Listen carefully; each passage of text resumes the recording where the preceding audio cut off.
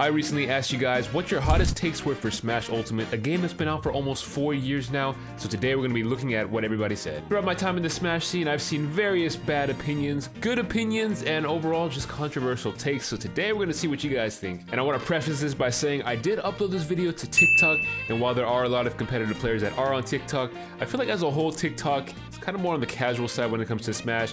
At least a lot of people that comment on my videos, it's coming from the casual side, you can kind of tell. So it'll be interesting to see what these takes are. So without further ado, let's go ahead and see what you guys said. All right, I'm just gonna go down the list here. Honestly, we're gonna kind of see what everybody has to say. Some of these things are like not even related to Smash, so I'm just gonna skip over the ones that aren't really like actual takes. So starting off, we have Sephiroth needs a buff, one of the worst DLCs in the game. Have you seen Banjo? Now this is obviously an interesting take because, you know, Sephiroth is only a character that a lot of top players play, and then there's characters like Banjo, which you haven't seen like, I don't know, in years. I will say as a whole, I feel like DLC is actually really good in this game. There's a couple characters that you don't see too often, Piranha Plant, Banjo, characters like that. So saying Sephiroth needs a buff, don't really agree with that one. And that brings us to our next take. I think the DLCs ruined the game.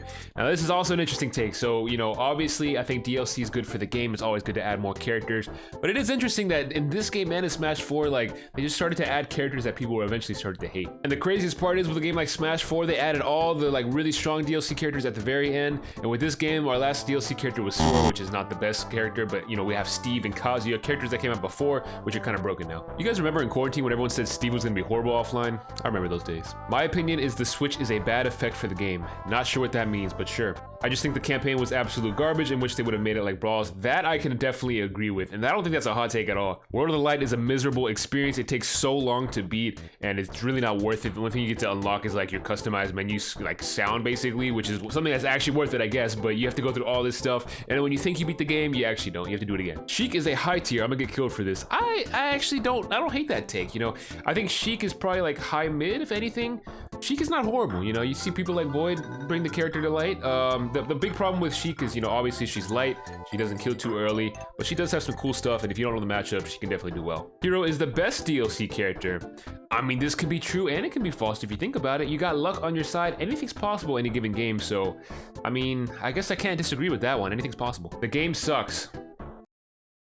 I mean, I can't argue that. I think Toad needs to be added here. The fact that he hasn't is astounding after Brawl especially. Now that's also an interesting take there. Obviously Toad, very, you know, popular character from the Mario franchise. Kind of interesting that we got a character like Piranha Plant before we got a character like Toad. And if you think about it, I mean, Toad technically is in the game, you know, obviously in Peach's moveset. So, you know, we get some kind of form of Toad, but as an actual character, it would have been nice to see like Captain Toad. I think that would have been really cool to see Captain Toad. All Fighter Pass characters are severely OP and just add unnecessary chaos in the balance of the roster. Again, people hating on the DLC, man. At this point, I don't think it's a hot take. I mean, a lot of people kind of feel that way. Simon and Richter are the worst characters in the entire game. I would rather play Pichu, Little Max, or Sonic. Now this, I have to disagree with. The other day I was streaming, and there was this Richter player that like joined our lobby. This man just tore up the lobby. He didn't lose a single game, and I was like, whoa, what do you do against this character? He just cleaned out our lobby. It was crazy. Just watch this clip and let me know if you think that Richter and Simon are the worst characters in the game. Please save us from Richter. This guy is insane. This guy is actually insane, man. Too much respect for the Fire Emblem series and lack of respect for the Sonic franchise. I mean, I agree with the Fire Emblem part. As far as the Sonic goes, I mean, it's one of those things where kind of like a third-party character. I'm not too surprised they didn't bring another character. I mean, it would have been cool to see like a Shadow or a Tails or even Knuckles like that. But I'm not at all surprised that we didn't get another Sonic character. Sephiroth is unbalanced and takes no skill, so a little bit of an opposite approach of what we got earlier. Earlier we had people saying Sephiroth is the worst DLC in the game. Now we have people saying that he's unbalanced. Which is it? There are two types of Smash players, the ones that only know how to play against Steve and that can play everyone but Steve.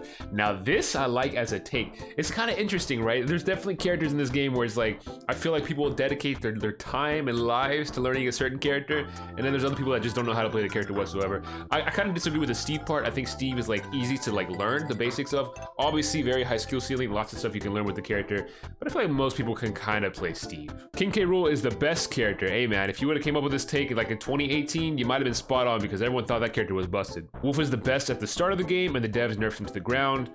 I'm trying to remember, was Wolf really good at the beginning of the game? I don't even remember, to be honest. I feel like at the beginning of the game, a lot of people use Fox, I feel like, over Wolf, actually. And Wolf is still a really good character. People just don't play him as much, so interesting. Diddy Kong is one of the best and funnest characters to play. I agree. Diddy Kong is a lot of fun. I have a lot of fun with Diddy Kong. Banjo best DLC, I mean, as far as, you know, most fun to play, hypest DLC, all that kind of stuff, I gotta agree, man. I actually do love Banjo a lot. Definitely my favorite DLC. I know a lot of people hate him, but definitely one of my favorites. Meta Knight died as soon as he lost gliding and should have gotten it back. I mean, it's no secret that after Brawl, Meta Knight kind of really fell off a cliff. I will say, if you remember Smash 4, Meta Knight used to be really, really broken as well until they nerfed him and they got rid of his ladder combos. I mean, you can still kind of do them, but not to the extent that you used to be able to. You saw how he tipped underneath that neutral air? So smart. There's the big. My goodness! Is Piranha Plant broken? I don't know if they're asking me or telling me. Piranha Plant's alright. Smash is garbage in a casual game. Another person that thinks the game is trash. Hey, I can't blame you, man. And the next one right after that, hear me out. In my opinion, Smash Ultimate is the best platform fighter ever, simply because of the way it hits connect. It just feels better in SSBU. I will say Ultimate, I feel like it's interesting to go back to Smash 4. As somebody that plays Smash 4 a lot, I kind of talk about it a lot, I guess. It's much faster than that game, obviously. I definitely feel like Ultimate is up there as far as Smash games go.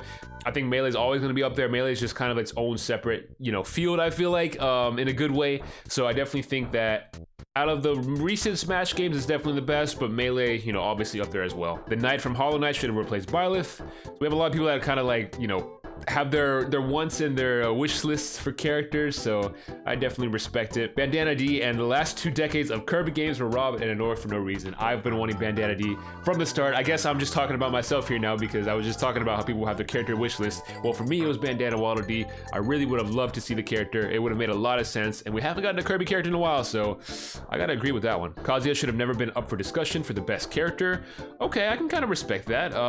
You know, Kazuya is up there. Steve is up there. We have a lot of characters that are considered like, you know, up there in tiers. So I can kind of respect that. You know, I don't think Kazuya is the best in the game, but I mean, to say he's like top 5, that's not crazy. Pac-Man is underrated. His combo game is so good. Definitely agree with that as well. Pac-Man, one of those really, you know, top tier characters that you don't see too often. But when you run into one that's really good, good luck. The DLC kept the game alive. I feel like it died once Sora was revealed. I mean, that's any game. You know, once you've got it confirmed that no more updates are coming to the game, it's obviously going to slow down a bit. You know, and just with Smash always having that one, you know, that, oh, is my character going to be announced next? So yeah, that's not too crazy to say at all, I don't think. The starting 8 are way too good. Okay. I don't know why, but this comment makes me just imagine that this guy just bought the game. You get your starting 8 roster, and you know you have to like beat them, right, to be able to unlock more characters. I'm guessing that they just weren't able to beat them, so they just have the roster of 8. Kirby should be a low tier. People just don't see the potential. I think he meant to say Kirby shouldn't be a low tier, because Kirby is considered low tier. I mean, I will say Kirby's probably mid tier at best, but Kirby has some cool stuff. Little Mac is goated, but nah, genuinely, I think there are a lot of really unbalanced moves and characters that everybody just ignores.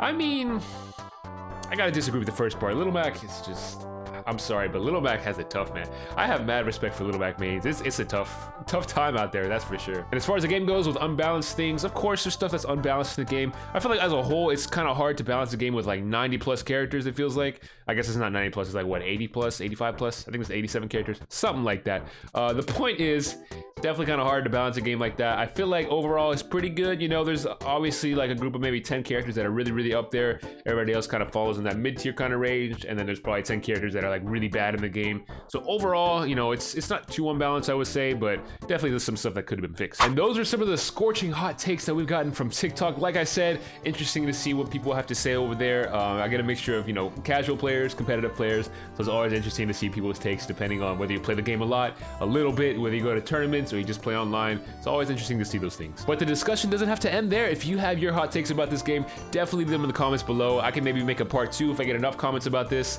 Like I said, it's always fun and interesting to see people's perspectives on games, and definitely to share my feedback and kind of give you guys my thoughts on it. Whether you love Smash or you hate it, one thing you can't argue is that it is a massive game, and lots of people are going to give their opinions on it. So they can start with you by leaving your opinions in the comments below. And like I said, if I get enough comments, I can definitely make a part 2 on the YouTube side of things this time. So instead of the TikTok comments, we'll go with the YouTube comments. And if you enjoyed this video, make sure you subscribe to the channel, leave a like on the video, that way you can check it out next time. And like I said, if I get enough comments, I'll definitely make a part 2 to this video. Other than that, I've got nothing else for you guys, so I'll catch you in the next one.